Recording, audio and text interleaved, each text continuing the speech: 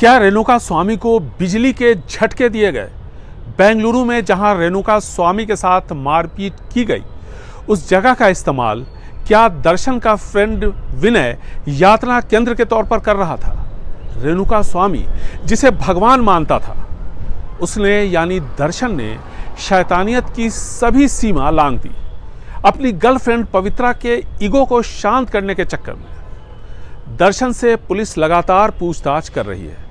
रेणुका स्वामी हत्याकांड की जांच से जुड़ी 3 अहम जानकारियां सामने आई, जिसका पुख्ता जवाब जांच से जुड़े अधिकारी ही दे सकते हैं। बेंगलुरु के पुलिस कमिश्नर बी दयानंद से ये 3 सवाल पूछे गए।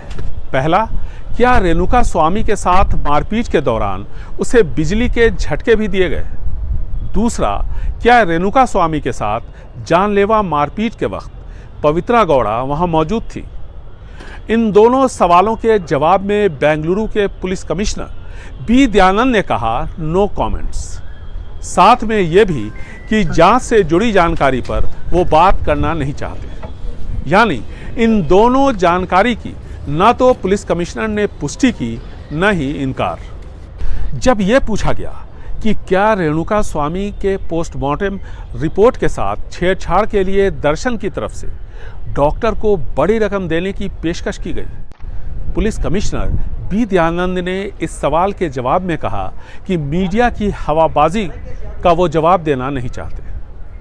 बताया जा रहा है कि जिस उपकरण से रेणुका स्वामी को बिजली के झटके दिए गए, वो धनराज उर्फ राजू नाम के आरोपी की बताई हुई जगह से पुलिस ने बरामद किया। अन्नापूर्णेश्वरी पुलिस लिमिट के पटनगेरे के एक शेड में दर्शन और उसके दूसरे साथियों ने 8 जून की रात और 9 जून तड़के रेणुका स्वामी की पिटाई की थी, जिससे 34 साल के रेणुका स्वामी की मौत हो गई। मौत के बाद दर्शन आरोप के मुताबिक इसी लाल रंग की एसयूवी में भाग निकला। ये तस्वीर रात तकरीबन 3:30 बजे की है, जब टॉर्चर सेंटर से दर्शन मारपीट के बाद वापस पवित्रा के साथ लौट आया। दर्शन के 3 साथियों ने रेणुका स्वामी की लाश एक दूसरी एसयूवी में रखकर कामाक्षी पाल्या के पास एक नाले में फेंक दिया। लाश को कुत्ते खा रहे थे। जब पुलिस को जानकारी दी गई तो पुलिस ने लाश अपने कब्जे में लेकर जांच शुरू की।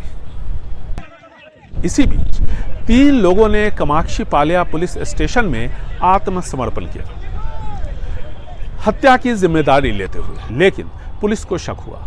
पुलिस ने जब इनसे सख्ती से पूछताछ की तो दर्शन पवित्रा एंगल सामने आया। साथ में बेंगलुरु शहर के बीचों बीच बना ये यातना केंद्र, जो पुलिस की नज़र से अब तक दूर था। यह भी पता चला कि तीनों आरोपियों को 5-5 लाख रुपए दर्शन ने जुर्म कबूल करने के लिए दिए थे। इसी यातना केंद्र में रेणुका स्वामी की बेल्ट, डंडे, घूसे और लातों से पिटाई जब हो रही थी, तब पवित्रा गौड़ा भी वहां मौजूद थी। जितनी नफरत पवित्रा गौड़ा रेणुका स्वामी से करती थी, उसे देखते हुए इतना जरूर कहा जा सकता है कि उसने भी रेणुका स्वामी की पिटाई की होगी। चूंकि यह एक हाई प्रोफाइल मामला है, ऐसे में पुलिस जांच से जुड़ी जानकारी देने में हिचक रही है। रेणुका स्वामी के लिए फिल्मी हीरो दर्शन भगवान से कम नहीं था। दर्शन की गर्लफ्रेंड पवित्रा उसके साथ रहती थी। पवित्रा और दर्शन की पत्नी विजय लक्ष्मी के बीच सोशल मीडिया पर खींचतान बढ़ी तो रेणुका स्वामी ने पवित्रा गौड़ा से पूछा कि शादीशुदा दर्शन के साथ वो किस रिश्ते से रह रही है, दर्शन से उसका रिश्ता क्या कहलाता है। इससे नाराज पवित्रा ने के उकसाने पर दर्शन ने रेणुका स्वामी को इतना मारा कि उसकी मौत हो गई। बेंगलुरु से कैमरामैन कुमार के साथ निहाल खिदवई, NDTV इंडिया।